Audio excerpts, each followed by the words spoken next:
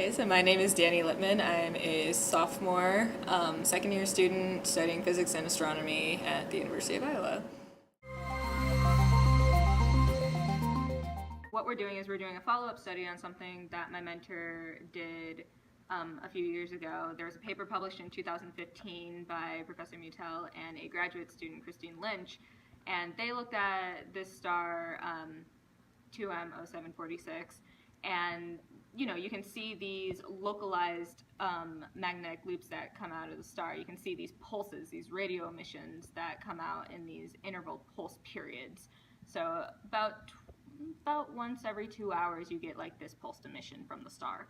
And part of what they did in the previous paper is they modeled those emissions, and they were able to come up with this 3D diagram of what these magnetic loops look like that are on the star. They saw that the way that the magnetic field works is that you actually have these localized loops. So if I were to draw a picture of it, here's the star. And on the star, you're going to have these like localized regions where you're going to have magnetic loops come out. And depending on the orientation of the star to us, we might see some varying frequencies coming out of these loops. We might be able to see different orientations of the loops. So it helps us get a really good understanding of what this star looks like, and understanding what this star looks like also helps us kind of say, well, this is a different mechanism than what works in the sun, so how can we compare that to what we are seeing with the sun in our own solar system? Another thing that we're starting to kind of look into with these stars, with these radio pulses, is how does this affect like exoplanets that orbit around these stars? There was a paper that came out recently about this TRAPPIST-1 system that has all these different exoplanets orbiting around an ultra-cool dwarf star. So kind of an interesting thing to ask with some of these stars that we're trying to look at currently is, can we look at what we have with our star and kind of think, oh, if it had a planet going around it, what would happen to the habitability of that planet? So we're kind of looking at all different aspects of it as we're doing this follow-up to the research that was published in 2015, and we're seeing some pretty cool results.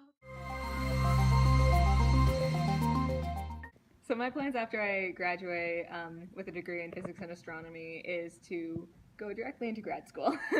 That's really where I want to keep going with my education. I want to keep learning new things. I want to be able to, see different aspects of astronomy that maybe I haven't even come in contact with. I might take a plasma physics course later in my undergraduate career. I might take some optics courses and stuff like that. That'll open up a lot of different specialized fields that I could potentially go in. The main goal that I have when I'm out of undergraduate and going through grad school is I really want to stick around in academia. I think there's a big importance on continuing research, and that's something that interests me, and that's something that I think is valuable to put myself in a position where I can kind of give back to an academic community and also communicate to the general public a little bit more, because I really like the idea of sharing with other people what's some of the cool stuff that's going on in the scientific world right now, especially in physics and astronomy. It's very fun to kind of go into that with people. So definitely becoming a professor, in other words, would be great, and being able to reach out to the community, different communities, the general public that might not be as scientifically connected, trying to show them some of the ropes of science.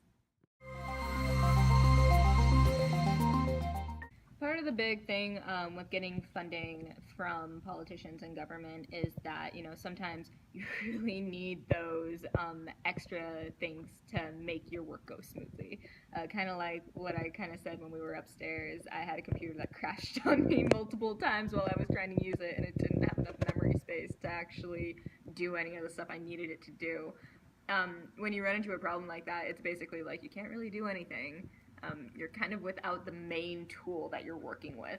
And especially when you're doing research with stuff like I am, where you're working extensively with computers and you're working on computer programs, you're programming yourself, you're working with huge data sets, you really need that speed, that kind of capacity to do the calculations for you. And we're in a day and age where it should be quite easy to do extremely big and fast calculations with a computer, and that's something that we have to keep rolling with. So having the funding to get stuff like that is very important.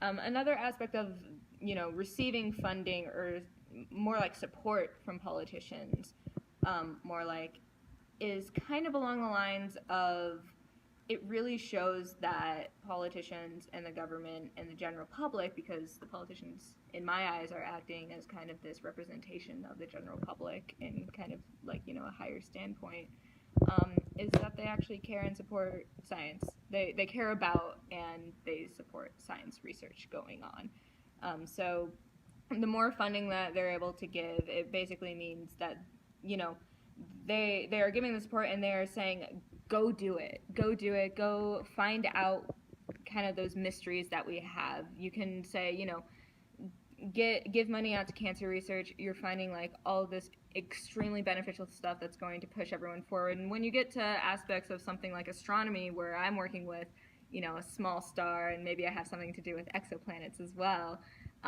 it's not directly beneficial to anyone. But the thing that is directly beneficial is the fact that it's forwarding the human race in a way that, if you didn't know about these things, what is the point of, doing certain studies? What's the point of like music? What's the point of art? It's kind of like, in that respect, do you actually care about, supporting and funding these things that are really going to push a better understanding and a higher level of humanity towards for people? So I think that's also another extremely valuable way to look at receiving funding, along with kind of, there's those two aspects of, we need the tools in order to do the research, and also it's a huge amount of support and a huge kind of statement that people really do care about the knowledge that you're able to gain from research.